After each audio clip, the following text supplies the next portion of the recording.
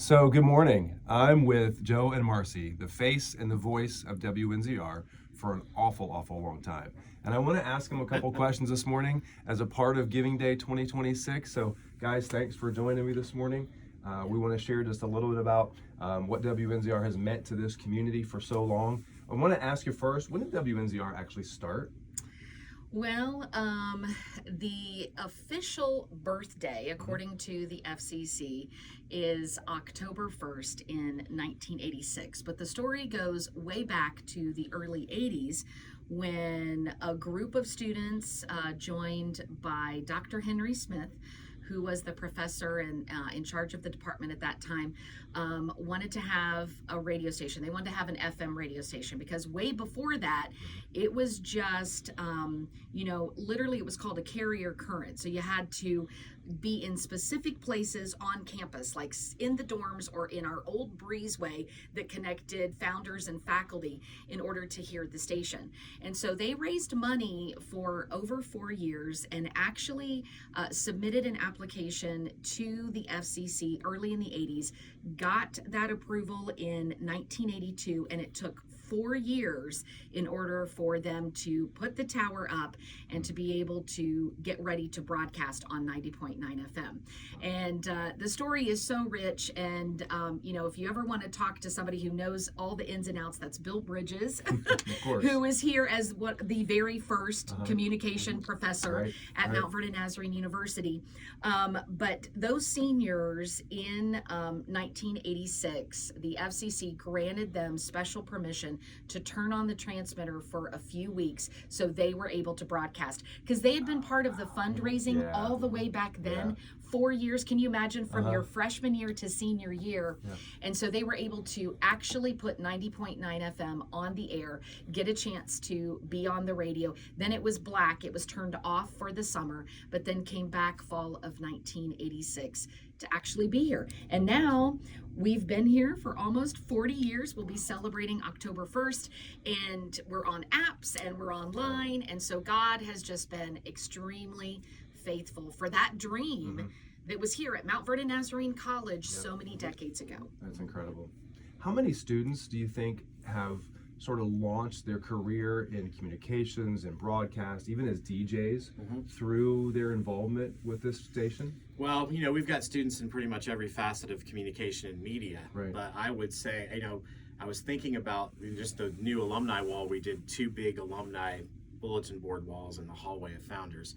And we've got 24 of our students represented there just from the last probably 5 to 6 years. So every year we're going to have, around 40 majors in the department. So if I do the math, I would say hundreds. I would say hundreds. I would say easily over 200 people have gone into some facet of the industry from their time here at WNZR, and probably more than that. But, we've got people that are doing everything from, working at a radio station as an afternoon or morning show DJ. We have people that are video tech directors at high schools. We have a ton of our students that are doing sports videography all around the country. A lot in Columbus, but a lot, in different states. Zach Royce, who's one of our grads, he's down in Houston, Texas.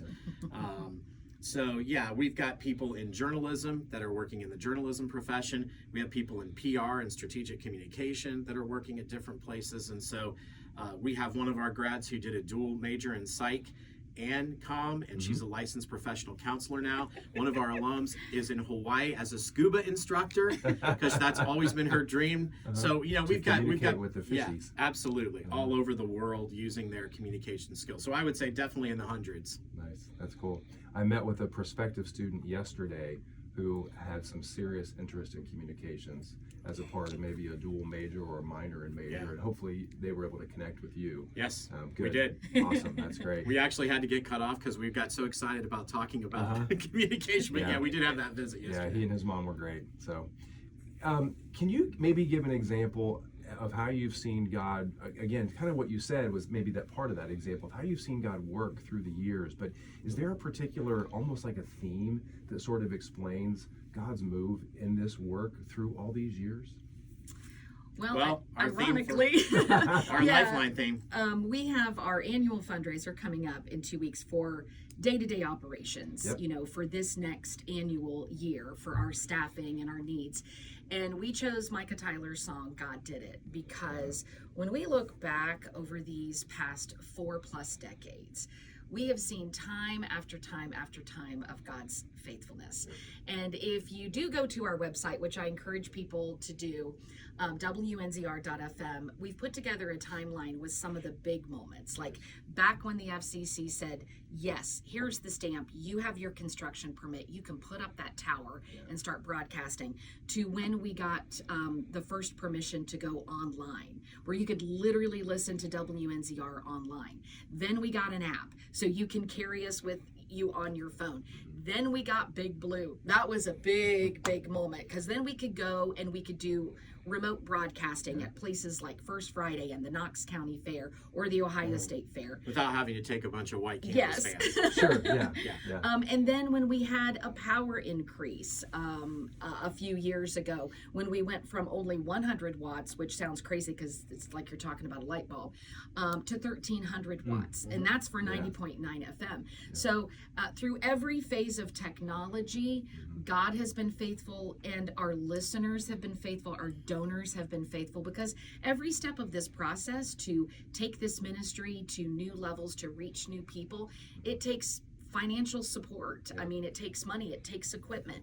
When we started doing video streams of sports here at MVNU, I mean, God has just been faithful throughout, and we have watched him use these experiences to literally change the lives of our students and open doors so that they can go out and serve in ministry in all different aspects. I mean, you can be serving people and serving God, calling a basketball game, or being the technical director or the media director of a church, or working with a nonprofit, or sitting behind a microphone in a radio station. And we just praise the Lord, because there's so many lives that he has changed and used this little corner of Founders Hall to do it, and the faithfulness of our listeners. Absolutely. Yeah, I would just say too, as the program director for communication and media, it goes so far beyond just WNZR radio. When she talked about when we started WNZR.TV, when I got here in 2005, Dr. Dan Baer and Dr. David Wilkes said, we want you to start a video program. That was the reason that I came on board, and we did that. And we did that because of faithful support from donors like you, who helped us do that $25,000 seed to start video. And then we started into the live streaming, and then everything exploded, as you well know. So we have tried to stay on the edge of that. Our industry of communication and media has had just as much disruption as other industries because of digital and technology. So we have to keep up. I never teach the same class every year because, well, in 3 weeks, whatever I just talked about might shift or change. Journalism, of course, is such an important part of our program, and it is so needed in our society, in our world right now. And so the fact that we still have the Lake Home Viewer and have that. And then I think about our strategic communicators that are doing everything from social media to public relations. A lot of our students are tour guides here on campus. So the beauty too of where we say God did it, God has given our students all of these practical opportunities, like what we're doing right now on Facebook Live, to be able to take their skills that they're learning in the classroom and go out and serve others with that, which that's what we're called to do. That's awesome. So today's Giving Day 2026 for MVNU, and WNZR is participating in that. But WNZR also has their Lifeline, their annual fundraising event coming up in a couple of weeks. Help us kind of understand how both are happening, but they're not competing with each other. Right. So we've been talking about a renovation or an expansion of this department for years, many years. We've been through lots of campus strategic plans here. The bottom line is we have stayed here on the second floor of Founders. We've done some renovations here. We have a beautiful Mac lab now. We have a small green screen studio. So when this past summer, Marcy and I went to the Momentum Conference with 9 of our students, and the theme was risk. And we started thinking about what are some of our big dreams that we want to put and lay at God's feet and say, Lord, this is my dream, but I want it to be your dream. And so, risk is part of our business. The communication media industry is always changing. So I remember after one of the sessions, we lingered a little bit at a table, and I said, we need to meet with our administration. We need to have a serious conversation about what is the next step for this department, not just WNZR radio, this department. And so we did that. I had some conversations with Brad Coaches and Rob Stanley, and Dave Mills and Dr. Castleman. And so we met as a group in September and started casting a vision for the future. And unbeknownst to us, we had a donor that we didn't even know that reached out to us one day through email. Marcy actually called me and said, "Hey, do you think this email's legit?" I said, It's real. I actually think it is, and I think we should tell that donor, potential donor, about our vision that we've talked about with our administration. And so we got a phone call right as finals week was ending in December from Johnny Manaski and Dr. Castleman telling us that this donor had decided to give lead money for our vision for the future. And that's a $75,000 gift. And we were blown away. We had no idea. So again, that's the whole God did it, right?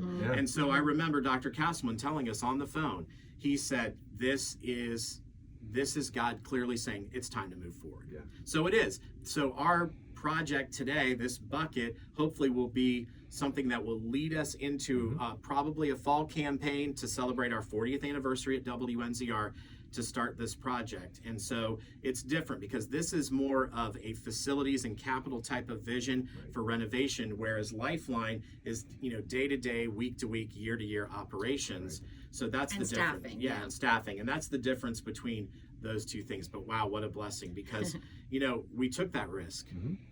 Not everybody feels comfortable sitting down and talking with their bosses about, hey, this is where we're at and this is where I feel like we need to go and I need your help. And so we did that, and our administration, our cabinet, our leadership team, my dean, Judy Gregg, my division chair, Margaret Alate Papo, they've all been very supportive. So we feel like this is a great chance for us, literally, Daryl, to just get the ball rolling towards a big celebration in the fall of WNZR's 40th anniversary. So it's a blessing, and we're very grateful. So yeah, there is a difference. Today is more of a long-term vision campaign. We're hoping it's shorter term than longer term. But, Lifeline, of course, is just day-to-day, week-to-week, year-to-year operations. And we're grateful for all of our donors because what you've done through Lifeline is incredible. It's incredible. And when we go to national conferences, people say, wait a second, you're in a county of 65,000 people, a town of about 20,000. How are you able to do this? And it's because of you. It's because you believe in what we're doing. You believe in our mission to glorify God. And you believe in the mission of MVNU. And all of our students, I'll walk in every Tuesday to our staff meeting. Okay, what's the mission? Shaping lives through educating the whole person and cultivating Christ's likeness for lifelong learning and service. And one of the things I like to share, Daryl, is that for the students, we know as faculty and staff, that's our mission. But are they willing to embrace the mission? Are they willing to let their lives be shaped? Are they willing to let their whole person be educated? Are they willing to allow us to help cultivate their Christ likeness? And are they willing to engage in lifelong learning and service? So a mission is not just for us to do, it's for students to embrace, and our students have done an incredible job. Yeah, I would agree with that. I think those of us that are fortunate enough to work directly with our students see that on a really regular basis.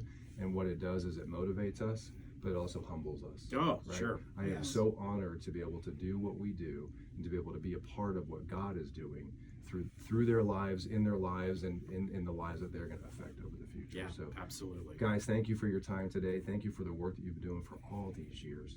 We'll never be able to quantify what it means in the grand scheme of things, but God knows, and God continues to do it. I love the theme, not just for this year, but as a reflection of looking back on all this work and all this accomplishment.